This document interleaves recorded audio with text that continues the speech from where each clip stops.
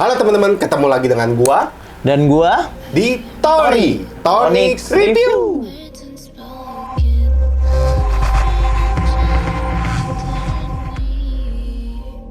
Teman-teman, kali ini kita kedatangan dari AMD nih. Kita disuruh ngetes buat prosesor AMD yang boleh dibilang sekarang ini worth it nih.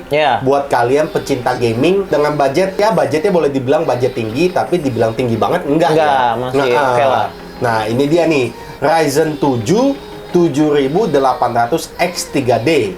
Nah, jadi kalau Ryzen itu untuk X3D itu memang dispesialisin buat main-main gaming.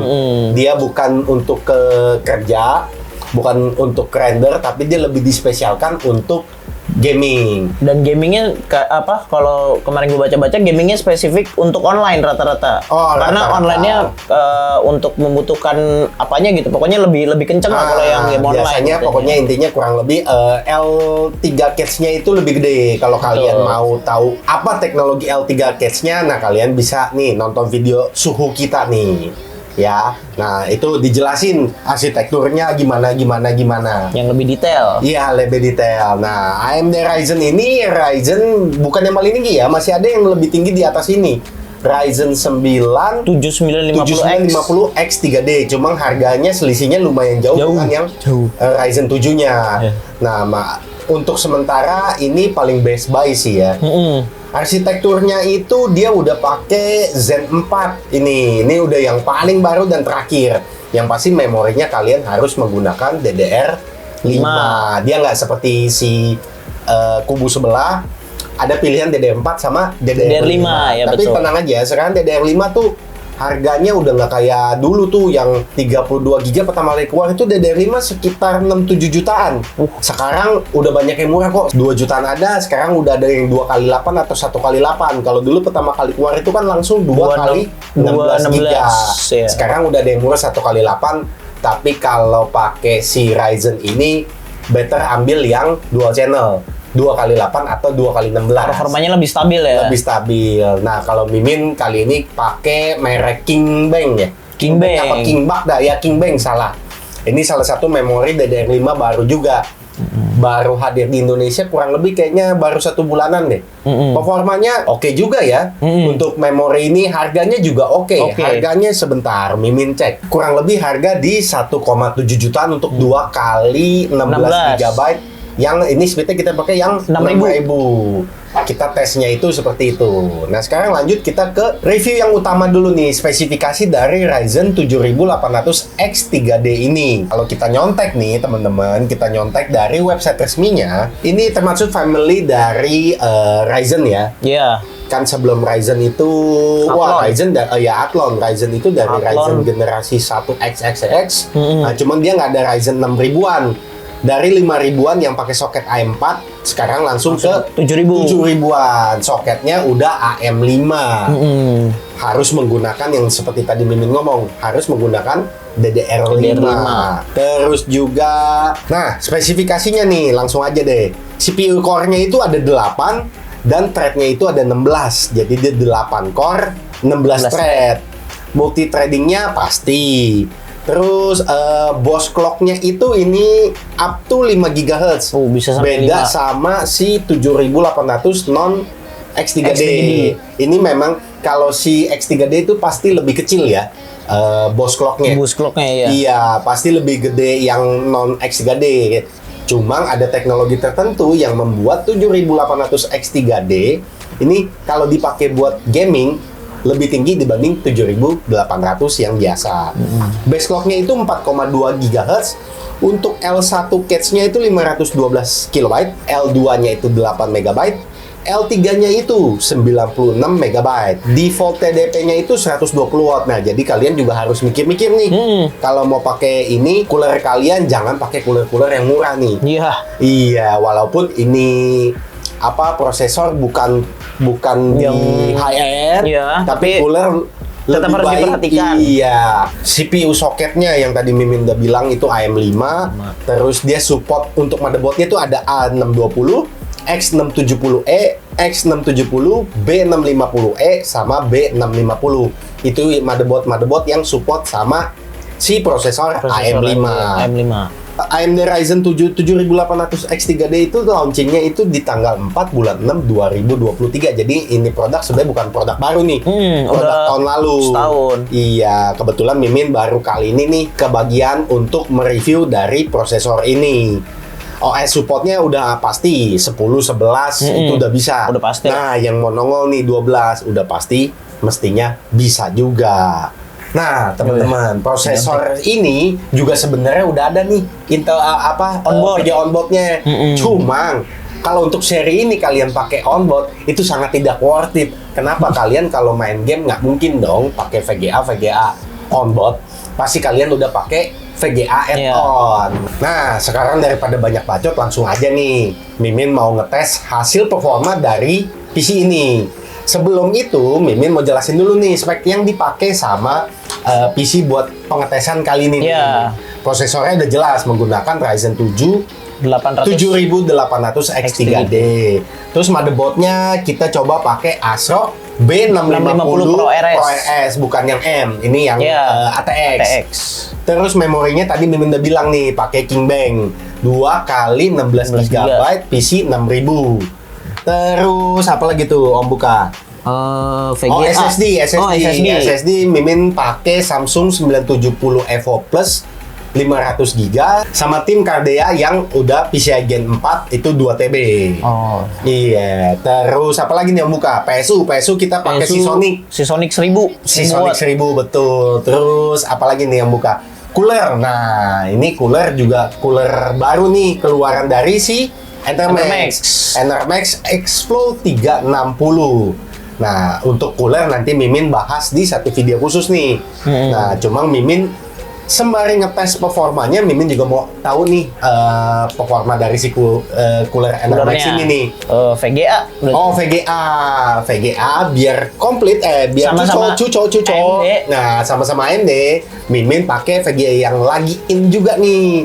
Ini VGA-nya kita pakai ASRock RX 7900 GRE. Nanti kita lihat juga performanya teman-teman. Sama nanti akan kita bahas video selanjutnya untuk performa dari VGA ini. Tapi kali ini kita akan bahas khusus untuk si prosesornya dulu. Apalagi tuh buka? Casing ini kita pakai HYTE Y70 non-touch. Terus, nah kalau fan ini nih. Fan-fannya Mimin pakai GameX 12 cm. Modelnya mirip banget nih sama merek yang mahal banget. Iya. Nah, sekalian juga Mimin mau tes ini prosesor kalau dipantengin sama fan-fan murah masih sanggup nggak sih? Sebenarnya itu tuh. Nah, Mimin mau kasih tahu hasil tes dari si prosesor ini. Nah, kita udah coba tes ya. Untuk Cinebench single core-nya dapat itu hasil defaultnya berapa, Buka? Hasil defaultnya ada di 104 poin. Nah, Mimin coba dua opsi, yang satu Eco yang listriknya lebih irit, itu gampang banget. Cuma kalian tinggal download AMD Ryzen Master. Di situ tinggal kalian pilih Eco Mode. Itu udah pasti watt yang dikeluarkan sama si cooler ini lebih rendah. Si prosesor ini lebih rendah. Nah, kedua kita tes Cinebench multicore. Untuk yang defaultnya itu dapat di high point 998 poin. Kalau hasil Eco-nya buka 993. Nah, untuk Cinebench kelihatannya performanya tidak jauh beda ya. Nggak beda jauh sih. Equal sama itunya cuma beda beberapa poin doang. Beda dikit-dikit banget. Nah, kalau untuk kita Mimin tes lagi nih 3D Max. Untuk Firestrike Ultra settingan default itu dapat 14.004. Nah, kalau hasil Eco-nya 13.955. Beda lagi lumayan dikit. nih, lumayan sih. Iya, 50-an. Agak beda nih yang Eco sama default.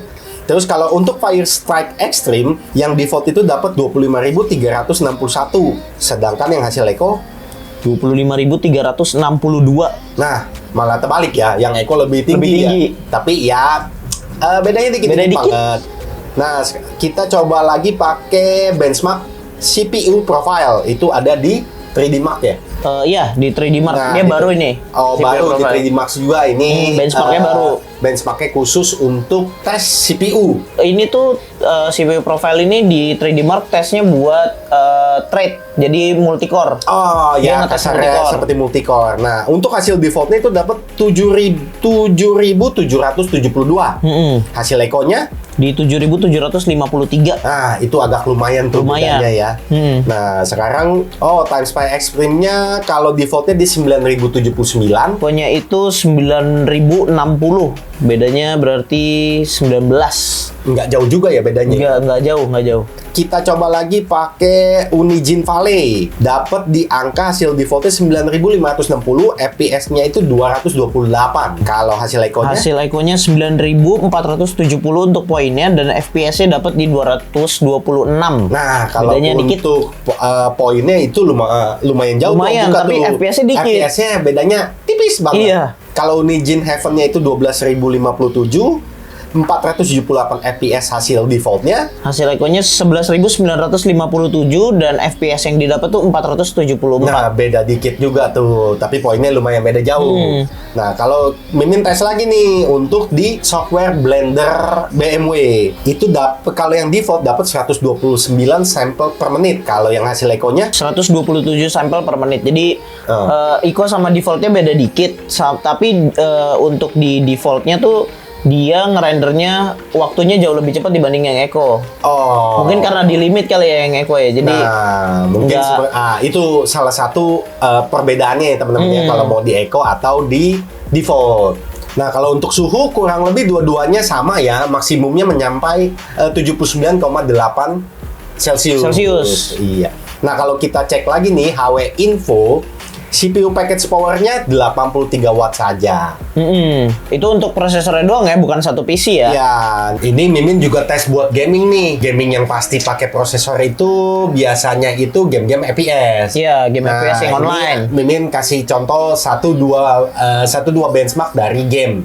Contohnya kalau kita main Valorant, di hasil default itu dapat 840 Gila. FPS, teman-teman. Gila, itu udah- bayangin aja 840 800 FPS. GG nggak tuh teman-teman? Nah, kalau untuk hasil ekonya berapa tuh Om Buka? Hasil Eco-nya dia dapat di 810 FPS. Berarti kurang lebih cuma beda berapa tuh ya? Beda 30 lah. 30 itu sekitar nggak nyampe 5% ya? Dan ini tesnya tuh semua hasilnya tuh average ya rata-rata. Untuk FPS, hasil FPS-nya itu dari average. Iya, dari rata-rata FPS-nya. Nah, kalau untuk game CS dapat 498 FPS untuk defaultnya. Bayangin aja. Oh ya, sebelum ini kita tes pakai resolusi Full HD. Oh iya, teman-teman Full HD, ya. betul. Bukan 2K. Mimin belum punya monitor 2K, kali aja ada brand yang mau support kita ya. Nah, kalau hasil ekonya untuk Counter Strike Mimin, Om Buka. Untuk hasil Eco mode-nya di 473 FPS. Lumayan Bedanya tuh, lumayan bedanya lagi. 5% nih kalau di main Counter Strike Echo sama defaultnya nih. Nah, sama satu game lagi nih yang Mimin kasih lihat nih, Apex Legend. Apex Legend itu kalau default dapat 299 FPS doang. Doang nggak sih? Enggak. Oh, enggak, Itu Mimin udah nggak main mentok. Apex Legend. Jadi ya Mimin ngomongnya doang karena tadi skornya tinggi-tinggi. Tinggi. Nah, kalau Echo-nya berapa tuh, Om Buka? 298 Ya, FPS. cuma Gila. ada 1 FPS. Beda 1 FPS, tapi Ini agak nggak ngerti ya, Echo nggak Echo kok bedanya nggak banyak ya? pas dites nih performanya Apex, bisa lihat sendiri nanti di footage-nya itu udah banyak, udah perang segala macam. FPS-nya tuh mentok paling rendahnya itu 270-an. Kecil Itu udah gede paling tuh. udah paling gede itu di Apex. Wah, gila, ini prosesor kuat amat. Nah. Nge-stuck di 300 FPS ya. Itu Bisa dia. kalian lihat sendiri di footage ini ya. Nih, kalian lihat nih sendiri nih. Itu dia teman-teman tuh, hasil tes dari prosesor. Ya menurut Mimin GG nih. Nih prosesor boleh dibilang ya memang didesain, dibuat, dijual untuk gaming banget. Nah, saat video ini dibuat, prosesornya itu menurut kalian berapa? Coba tebak. Untuk harganya Harganya biasa. Kalau menurut Om Buka? kurang lebih harusnya di 5 sampai 6 juta. Nah, kalau nggak salah. harganya itu cuma 6 juta 100-an saat video ini dibuat. Nah, kalian bisa nih, link di bawah Mimin udah kasih nih. Untuk pembelian. Untuk pembeliannya, kalian bisa langsung beli. Nah, gimana Om Buka? Menurut Om Buka untuk dari prosesor ini? karena gue main game juga ya, prosesor ini udah paling idaman banget kalau buat main game, gila. Nah, Siapa lagi yang mau main Valorant FPS-nya 800? nah balik Gila. lagi, yang mau main sih banyak Om Buka. Iya. Mungkin karena kita gembel masih pakai Full Iya. HD Om Buka. Iya. Mungkin kalau 2K ceritanya skornya tidak setinggi itu. Kalau 2K mungkin kalau main di Valorant ya, paling setengahnya lah, 400 sampai 500 Nah, masih dapat tuh, harus. bayangin aja. 400 Nah, 900. balik lagi, ini prosesor bukan untuk kaum mendang-mending yang murah. Menurut Mimin, kalau kalian mau pakai prosesor ini, siapin budget kurang lebih sekitar 20 jutaan lah, baru Iya. kalian spare main gamenya tuh enak. Dan yang pasti sebenarnya prosesor ini bisa kalian pakai A620. Tapi menurut Mimin, kalau kalian udah pakai prosesor Ryzen 7, minimal pakai B650 lah. Ya, nggak full performance nanti yang ada. Iya, jadi B650 terus pakai apa ini namanya 7800 X3D, terus memori ya zaman sekarang minimal 32 GB lah ya. SSD kurang lebih 1 TB 2 TB. Terus VGA ya kalian bisa downgrade dari si 7900-nya ya sekitar 20-an lah. Kalau kalian mau ngerakit 20-an, terus prosesornya mau boleh dibilang gamer banget, kalian boleh pilih ini nih. Ryzen 7 7800 X3D nih. Oh ya, Ya. ke pengetesan juga kemarin ngetes pakai software Adobe Premiere buat ngedit, Ngedit video. Jadi kan ini kan katanya buat gaming, coba kita tes buat kreatif juga nih, buat konten kreator, buat render. Render ya. Pakai software apa itu Om Buka? Software Adobe Premiere Pro kemarin dites di video 4K 10 menit. Ngerendernya itu cuman 2 menit waktunya. Nah, 4K lu, 2 4K. menit. 4K yang bayangin 10 aja tuh. menit footage-nya dia cuma 2 menit. Nah, bayangin aja. Itu- Tapi Mimin berdua nggak bisa ngetes sama 7800 polos. Mestinya Iya, kayak begitu. harusnya ada ya. Iya, jadi 7800 polos dapat berapa menit? Yang Si X3D 7800 X3D-nya dapat berapa menit? Berapa ya, Apakah di situ beda? Kalau kalian mau di review juga 7800-nya, kalian komen di bawah. Nanti Mimin akan kita bandingin. kita compare, kita bandingin. Cuman kalau untuk hasil tes Mimin berdua, ini walaupun untuk gaming, tapi untuk ngerender Masih udah oke lah. oke. Masih oke apa udah oke nih Om Buka? Udah cukup oke lah. Cukup oke. Biasanya kita 4K berapa jam? 4K di PC kita ya, Ah. kurang lebih sejam lebih lah. Maklum. Mimin berdua orang kismin. Sejam. Ini 2 menit coy. Nah, jadi cukup berasa ya perbandingannya. Kita biasa pakai Intel i9 9900K. 900K.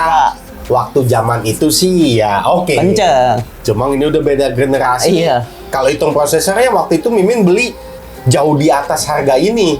Oh iya, 900. Iya, 9900 itu tuh top mahal. line-nya. Ini Iya. cuma lawan 6 jutaan, bayangin aja. Segitu dulu untuk review dari Ryzen 7 7800 X3D. Menurut kalian prosesor ini sebenarnya worth it banget gak sih buat kalian untuk gaming dan juga untuk kerja? Kalian tolong bantu ya komen di kolom komentar di bawah nih. Kalian pengen nggak nih prosesor ini yang boleh dibilang kalau gaming dia oke banget. Kalau untuk render ya oke aja lah Oke ya. aja lah ya, masih bisa yang lain. Karena Cuman kalau memang ini kalau si Ryzen keluarin yang ada embel-embelnya X3D itu memang dikhususkan untuk gaming. Kalau kalian mau di-review atau mau nanya-nanya, kalian komen aja langsung nih di kolom komentar di bawah ini. Nanti Mimim 2 akan membantu menjawabnya. Sampai jumpa pada video Selanjutnya. selanjutnya.